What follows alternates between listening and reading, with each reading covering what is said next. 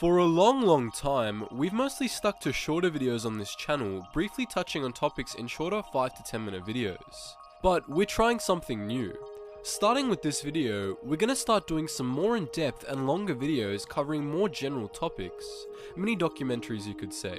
In the first video of this new series, we'll be discussing the Republic's Advanced Recon Commandos, also known as ARCs.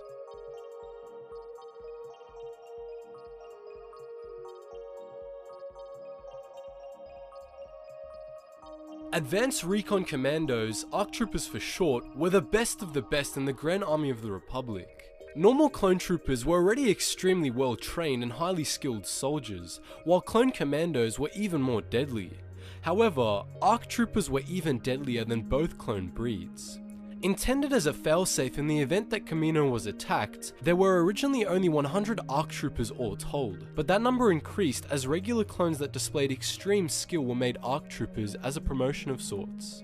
ARC Troopers were mostly an experiment on the part of the Kaminoans, an attempt at creating effective super soldiers.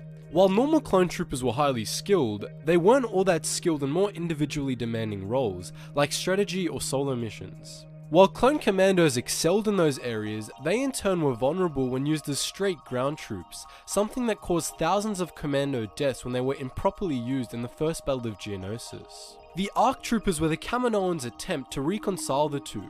ARCs were essentially pure Jango Fett, and with his training, they became some of the best soldiers in the galaxy. The original batch of ARCs were considered a failure, saved from euthanization only by Cal Scarada, who adopted and trained the squad for special missions. We're here to discuss the Alpha Class ARC Troopers, the Kaminoan second batch which they deemed a success. Exactly 100 Alpha Class ARCs were bred, and of them, only Alpha 2, who call themselves Spar, showed any defects. Though the ARC Troopers were obedient enough to the Kaminoans, they were nonetheless fiercely independent, much like the man they were cloned from, and quickly developed distinct personalities. Most even chose names for themselves, something the Kaminoans reluctantly tolerated. Cut up! I like the sound of it. Once they had received basic flash training, the ARC Troopers were trained further by Jango Fett himself. In secret training sessions, Fett taught the ARCs how to be independent and how to use that independence as a direct combat advantage. Fett taught them nearly every fighting trick he knew, and by around 22 BBY, he had turned the ARC Troopers from a batch of genetically superior clone troopers to 100 one-man armies. Of all these ARCs, only Spar proved effective, as he had inherited some of Jango Fett's memories. At the urging of one of the Mandalorian trainers stationed on Kamino, Fett smuggled Spar off-world, where he began a life of his own and eventually founded the Mandalorian Protectors, as we detailed in a video around a year ago. ARC Troopers were equipped for a variety of missions and were given the best gear the Kaminoans could offer. They wore modified Phase 1 clone trooper armor at first, and a few months into the war, they switched to an early prototype for Phase 2 armor.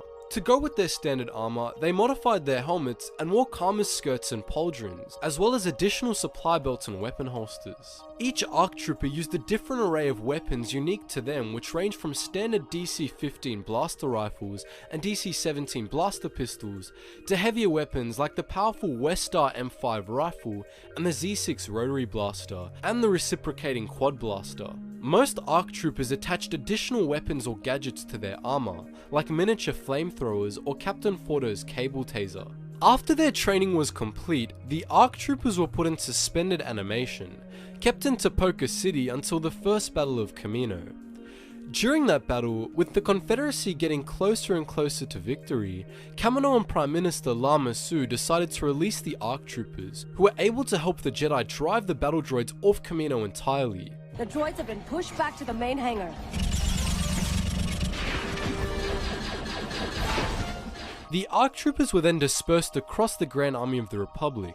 Some were grouped into squads for special missions, like Fordo and the Munilist 10, while others were assigned as clone liaisons to Jedi generals like Alpha 17. The demand for these special clones skyrocketed, and the Kaminoans began making more, as many members of the original line died in combat. Near the end of 22 BBY, after escaping Asajj Ventress's prison on Ratatak, ARC Captain Alpha 17 decided to return to Kamino to train a new generation of clone commanders, who would be more like ARC troopers so as to better work with the Jedi.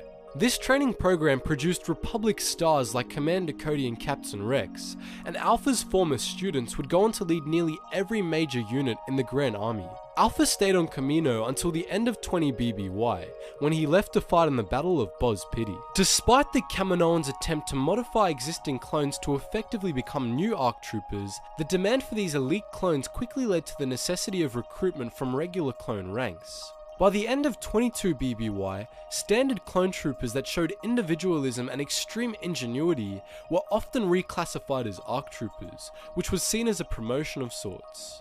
Though, in most cases, their ranks remained the same. Two notable examples of this were of course Fives and Echo, two former members of Domino Squad. Echo, Fives, you're both officially being made ARC troopers.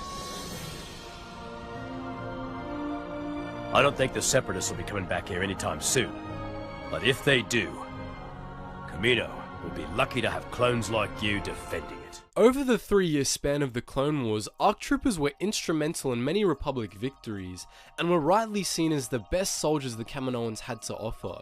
Aside from the aforementioned defense of Kamino, notable ARC actions included the Battle of Munilist, in which the Munilist 10 helped capture the leaders of the IGBC, the Battle of Pangolin 4, in which a squad of ARCs destroyed a key CIS missile factory, the Battle of Hypori, in which the Munilist 10 became the first clones to face General Grievous and survive, and the Battle of Coruscant, in which ARC Captain Fordo single-handedly demolished an entire column of super battle droids.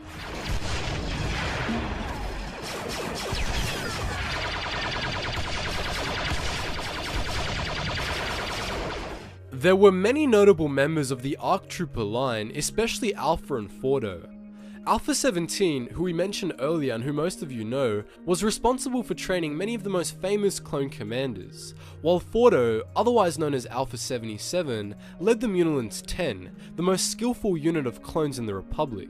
Other notable ARC troopers included Jango Tat, or Alpha 98, who disobeyed direct orders to save lives on Ord Cestus. Maze, or Alpha 26, who served as the clone liaison for Arligan Zay, who commanded the Republic Special Operations Brigade, and Muzzle, or Alpha 66, who founded a mercenary band after the war's end.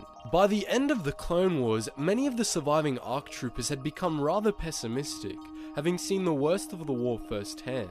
Their independence led nearly all those ARCs that received Order 66 to ignore the Order, though, unfortunately for the Jedi, few of those that were sent the Order were ARCs in the first place. Many of the original Alpha class ARC troopers died in the conflict, and some, including Alpha 17, went missing. Like many veteran clone troopers, the ARC troopers were allowed to choose between retirement and continued service after the Clone Wars ended.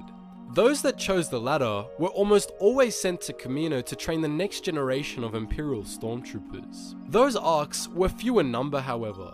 Their sense of independence led nearly all ARC troopers to choose retirement. Many formed mercenary groups, as was the case for Alpha 66, while some others even formed some early rebel cells, though it's unknown if any ARC survived long enough to join the Rebel Alliance. While the Imperial Stormtrooper Corps did have a few Stormtrooper classes that could be seen as equivalent to ARC troopers, they did not use the ARCs themselves, as the Empire saw their independence as a threat to Imperial indoctrination.